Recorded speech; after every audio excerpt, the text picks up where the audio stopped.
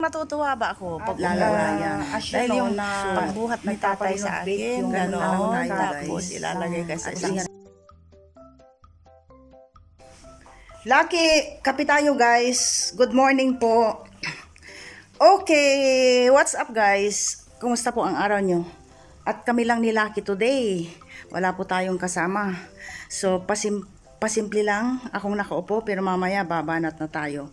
At bago ang lahat, sa previous vlog po natin, may nag-message sa akin sa Messenger. Ano, kumusta na kayo dyan? Kumusta na ang sitwasyon dyan sa Lebanon?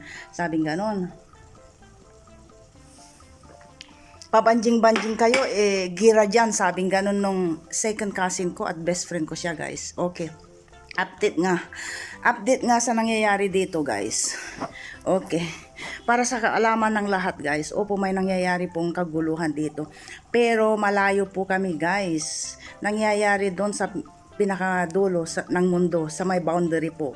Doon sila nagbabatuhan, so safe po kami dito. Parang wala lang. Oo.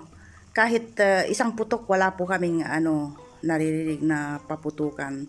Dahil po kasi ang nangyayari guys, how to say, lalo na ngayon sa social media, sa Pilipinas, let's say, kung ang isang foreigner ay hindi pa nakakapunta sa Pilipinas, tapos makakakita siya ng something sa TV na may mga taong walang tsinelas, mga bahay na lumulutang sa tubig, anong iisipin ng tao na hindi alam ang tunay na kasaysayan or tunay na pamumuhay natin sa Pilipinas?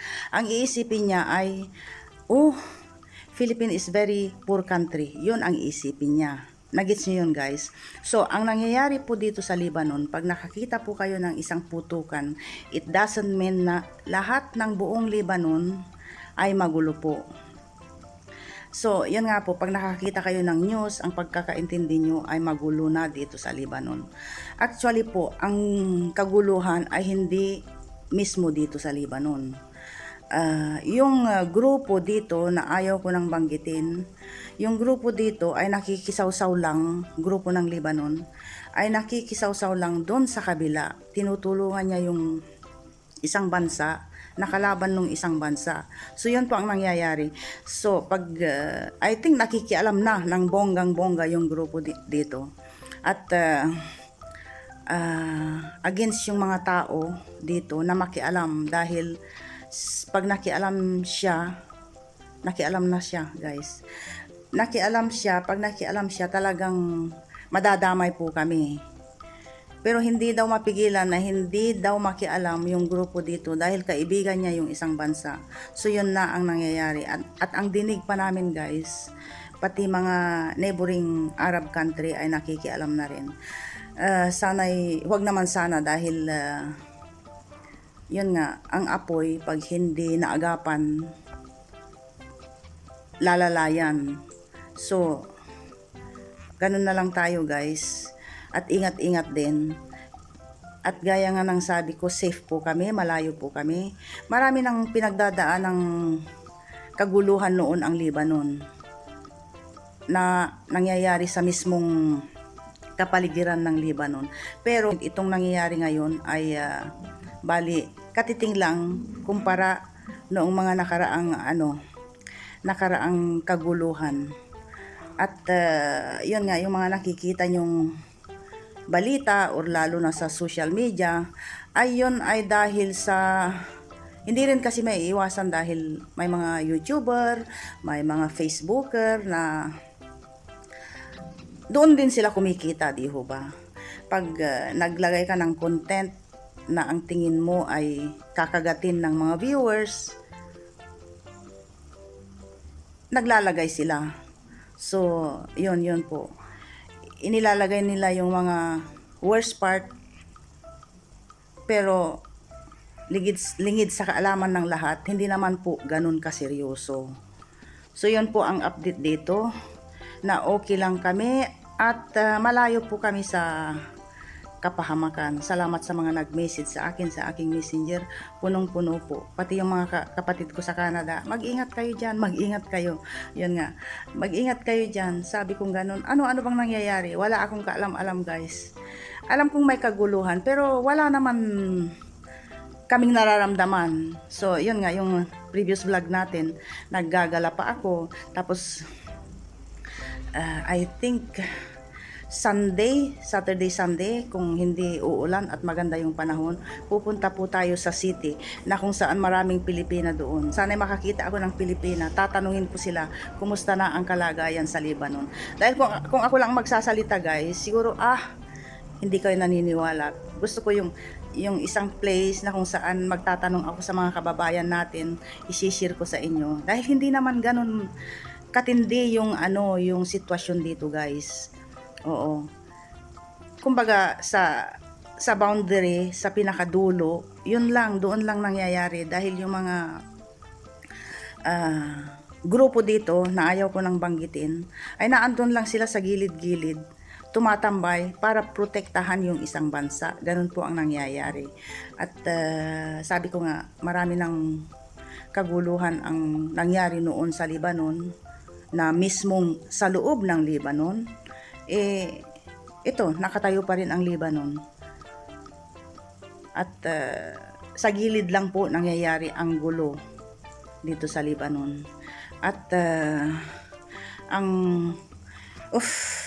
nakakaano yung mga nakakasakit ng damdamin yung nagaganap dun sa kabila dahil marami na pong namamatay. Tapos may mga kababayan din tayo dun sa isang bansa na kung saan nawalan ng buhay and at the same time kawawa sila.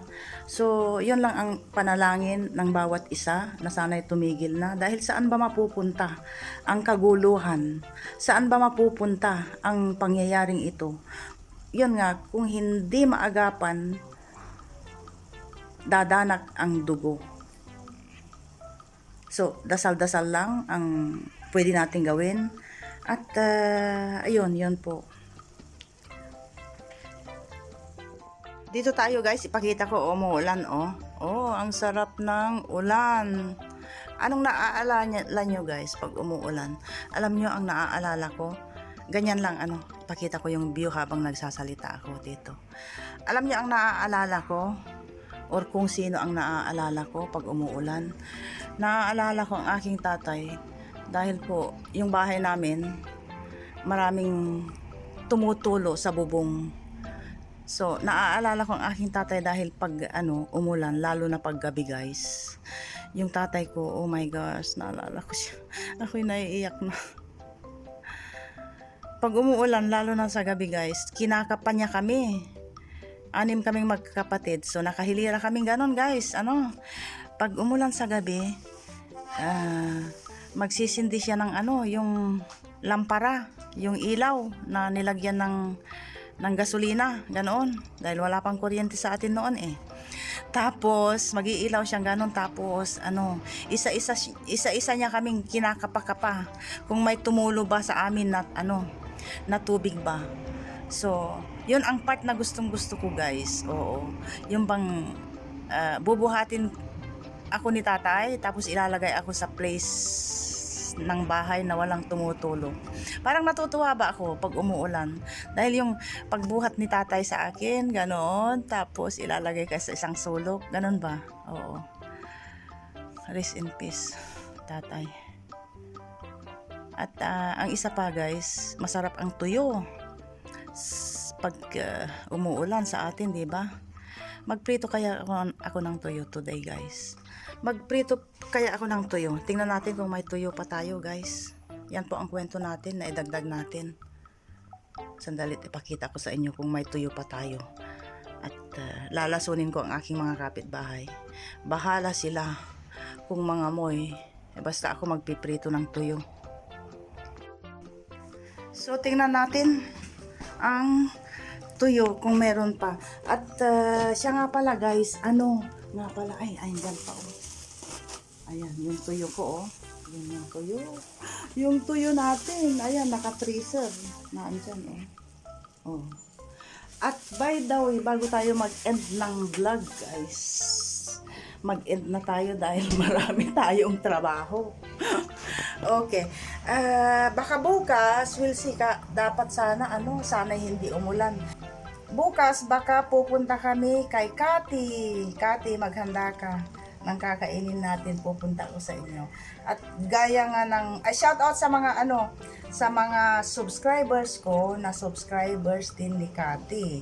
So, abangan nyo guys, yung vlog ni Kati, na naandun ako, magkakainan kami for sure. At as you know, na nagpaparenovate yung amo ni Kati ng kusina nila. At si Habi ang may gawa noon, yung team ni Habi. So halos everyday pumupunta siya doon. At ilang beses na binabalak kong pumunta doon. Kaya lang, hindi nakikisama ang panahon, nakikisama ang aking paggising. Late po akong gumising dahil 6 o'clock, 7 o'clock, umaalis na si Habi. Sabi ko, hindi ko kayang gumising ng maaga. So bukas or mamayang gabi, matutulog po tayo ng maaga para makapunta tayo kay Kati.